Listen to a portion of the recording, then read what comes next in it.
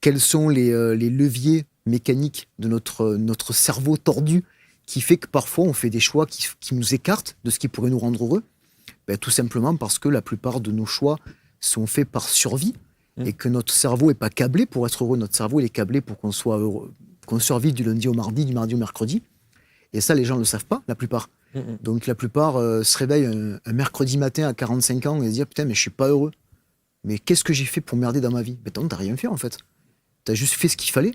C'est juste qu'à un moment donné, tu t'es pas posé la question de savoir est-ce que ce choix-là va me rendre heureux ou est-ce que ce choix-là va me permettre de survivre.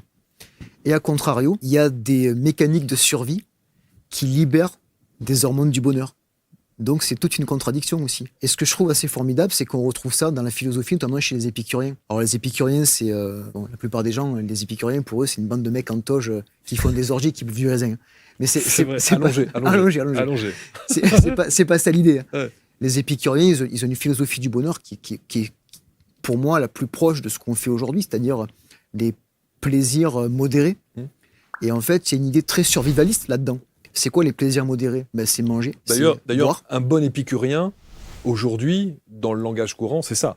Oui, exactement. C'est quelqu'un qui, c'est un bon épicurien, c'est un mec qui aime bien vivre, qui aime bien boire un verre, qui aime bien manger. C'est pas forcément quelqu'un qui est dans l'excès. Non, absolument. Ça a été pris un peu, je pense, ça a été un peu déformé à l'excès. Les fondements de la philosophie épicurienne, c'est vraiment la simplicité des plaisirs. Et ça passe par les plaisirs de la gastronomie, donc par le fait de manger. Et il y a un plaisir qui est important, c'est celui des relations humaines, c'est-à-dire le fait de partager avec d'autres personnes. Et je peux faire une parallèle directe avec la plus longue étude sur le bonheur qui a été menée. Ça fait 70 ans qu'elle est menée, cette étude-là, sur plus de 700 personnes, sur 3 générations différentes. Et en fait, le résultat de l'étude aujourd'hui, c'est qu'en fait, ce qui rend heureux les gens, c'est les liens sociaux. Quelle était la question de base de l'étude ? Qu'est-ce qui rend heureux les gens ? Qu'est-ce qui rend heureux les gens ? On se posait la question là, vous disiez très justement que les gens ont tous une perception différente du bonheur. Et il y a finalement un point commun qui est mis en évidence par cette étude-là, qui a étudié des profils complètement différents. C'est qu'en fait, ce qui nous rend heureux, c'est le lien social.